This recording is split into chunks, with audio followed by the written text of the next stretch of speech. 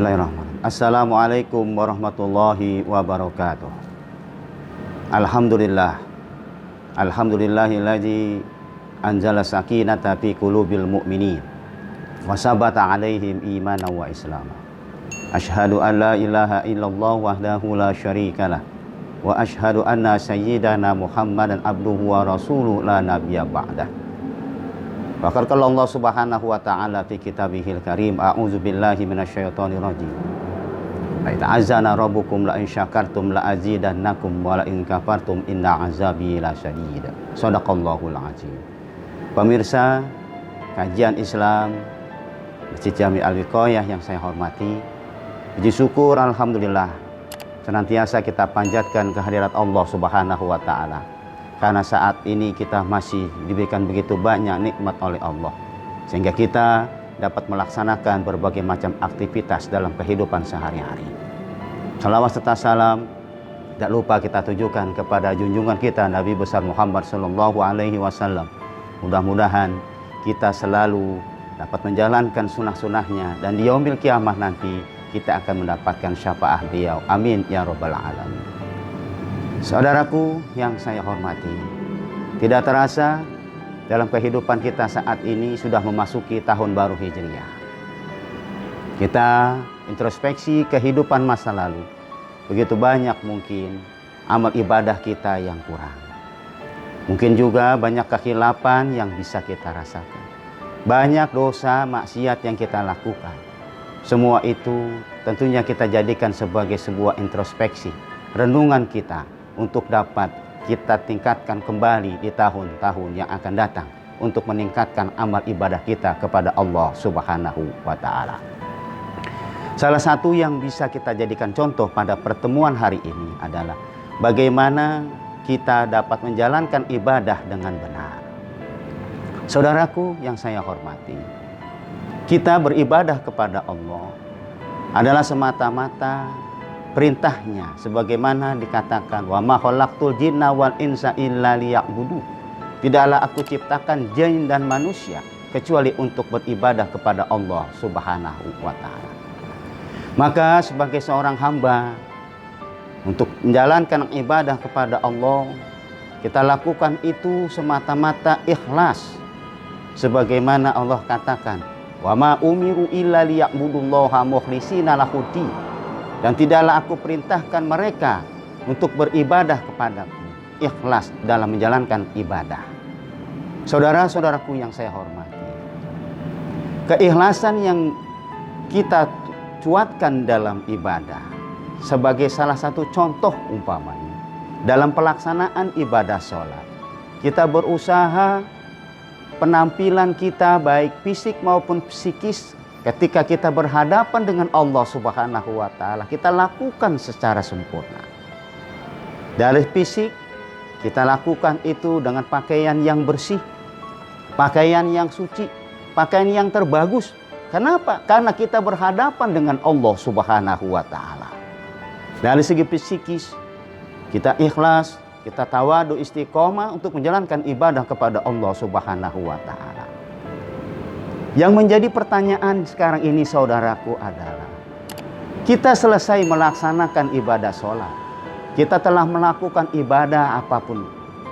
Terkadang kalau kita mau merenung sejenak dengan ayat yang Allah katakan, inna sholata tanha anil fahsya'i wal munkar, bahwa sesungguhnya sholat itu dapat mencegah perbuatan keji dan munkar. Mohon maaf saudaraku sekalian, sekedar introspeksi buat saya pribadi dan kepada jamaah sekalian. Sudah seberapa banyakkah ibadah sholat yang kita lakukan itu memberikan dampak pengaruhnya dalam kehidupan kita? Sudah seberapa banyakkah ibadah sholat itu menjaga panca indera kita? Sudah seberapa banyakkah pengaruh dampak positif dari ibadah sholat yang kita lakukan dalam kehidupan sosial kemasyarakatan kita? Kalau kita mau jujur saudaraku, mungkin lidah kita sering berbuat zalim. Hati kita mungkin suka iri, dengki kepada orang lain. Tangan kita mungkin pernah menyakiti hati orang lain. Ini semuanya akan memberikan dampak pengaruh. Apakah sholat yang kita lakukan ini ada pengaruhnya dalam kehidupan kita sehari-hari? Maka sebagai sebuah renungan, mengingatkan saya dan kepada saudara-saudaraku semua, bahwa dalam melaksanakan ibadah seperti sholat, maka harus ada rangkaian ibadah sebelumnya, yang mungkin dalam rangkaian ibadah ini ada yang belum sempurna. Walaupun kita lakukan itu sudah kita ikuti berdasarkan ajaran yang dilakukan oleh Nabi. Sebagai contoh, dalam melaksanakan ibadah sholat, maka diawali oleh wudhu. Kalau orang kita sekarang mengambil air sembahyang, saudaraku sekalian, wudhu merupakan salah satu bagian rangkaian ibadah yang tidak terlepas kaitannya dengan ibadah sholat. Dan wudhu inilah yang memberikan dampak pengaruh bukan hanya untuk ibadah sholat, tapi juga untuk ibadah-ibadah yang lainnya. Kita membaca Al-Quran haruslah dengan wudhu. Kita berzikir haruslah dengan mulai wudhu. Kita dalam posisi emosi dianjurkan oleh agama untuk melakukan wudhu. Maka wudhu ini pun juga merupakan rangkaian ibadah yang besar pengaruhnya dalam kehidupan kita, terutama dalam melaksanakan ibadah sholat. Allah Subhanahu wa Ta'ala sudah mengatakan bahwa siapapun di antara kita yang ingin melaksanakan ibadah sholat haruslah diawali dengan wudhu. Dengan dalam surat Al-Maidah ayat 6 Allah katakan, A'udzubillahi minasyaitonirrajim, Bismillahirrahmanirrahim. Ya ayyuhalladzina amanu Iza kuntum ila sholati faghsilu wujuhakum wa aydiyakum ilal marafiq wamsahu bi ru'usikum wa arjulakum ilal ka'bain. Saudara-saudaraku sekalian yang saya hormati, dari uraian ayat yang saya sebutkan dalam surat Al-Maidah ayat 6 ini, ada dua contoh yang mungkin dalam pelaksanaan sehari-hari ketika kita berwudu, apakah ini sudah sempurna atau tidak? Sesuai dengan apa yang diajarkan oleh Allah Subhanahu wa Ta'ala. Salah satu contohnya saudaraku, ketika kita mengambil air wudhu, terutama untuk tangan, mungkin kita suka melihat atau merasakan sendiri ketika air jatuh pertama kali itu adalah ke lengan kita. Bukankah Allah sudah katakan wa aydiyakum ilal marafiq, kedua tanganmu sampai siku. Ini mengajarkan kepada kita bahwa air yang jatuh pertama kali bukannya sampai ke lengan, tetapi air yang jatuh pertama kali itu adalah ke telapak tangan kita. Dari telapak tangan kita itu nanti ke atas sampai ke siku, diputar ke depan sampai ke atas telapak tangan. Ini mengajarkan kepada kita kesempurnaan dalam menjalankan wudu. Satu contoh lagi saudaraku, ketika kita ingin membasuh kedua kaki kita, biasanya kita melihat atau mungkin kita sendiri ketika air itu jatuh, itu pertama kali adalah ke betis kita, atau mungkin juga telapak kaki kita yang bagian atas.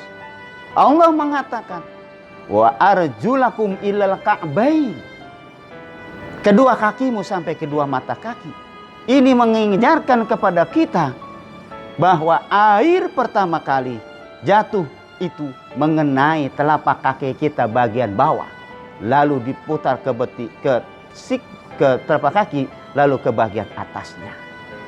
Saudara-saudaraku sekalian yang saya hormati, ini adalah sebuah gambaran bahwa dalam proses menjalankan wudu pun juga perlu kehati-hatian. Tidak asal sembarangan atau asal jangan basah apa yang sudah kita lakukan. Ada aturan-aturan demi kesempurnaan ibadah sholat kita. Di samping itu pula saudaraku, ketika selesai kita menjalankan wudu, kita selalu dianjurkan oleh agama mohon, minta, munajat, berdoa kepada Allah dari setiap anggota yang kita minta. Sehingga ini nantinya akan memberikan dampak asar pengaruhnya dalam kehidupan kita. Pernahkah kita minta kepada Allah ketika kita membasuh wajah kita, di sana sudah kita niatkan untuk berwudu, kita minta kepada Allah dalam hati yang kita bisa. Dalam bahasa Indonesia kita minta kepada Allah, ya Allah, jadikanlah wajahku ini nanti memberikan nur cahaya di yaumil kiamat. Jadikan cahaya wudu ini memberikan dampak pengaruhnya dalam kehidupan sehari-hari, ya Allah. Begitu pula dengan tangan kita, saudaraku.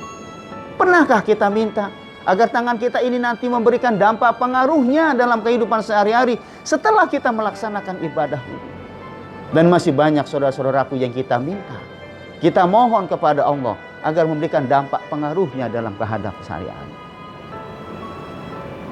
Kalau ini sudah memberikan dampaknya, saudaraku, memberikan positif dalam ibadah, menjalankan ibadah, maka insya Allah dalam pelaksanaan ibadah sholat pun insya Allah ada kesempurnaan yang kita lakukan. Kenapa? Karena kebersihan diawali dari wudu, maka insya Allah pelaksanaan ibadah sholat pun kita lebih sempurna. Saudaraku sekalian yang saya hormati, kita tidak menginginkan, siapapun tidak menginginkan ibadah yang dilakukan itu sia-sia di hadapan Allah. Kita tidak menginginkan amal ibadah kita itu sia-sia. Kita ingin agar amal ibadah kita itu diterima, diijabah oleh Allah Subhanahu wa Ta'ala. Terlebih-lebih amal ibadah sholat. Kenapa?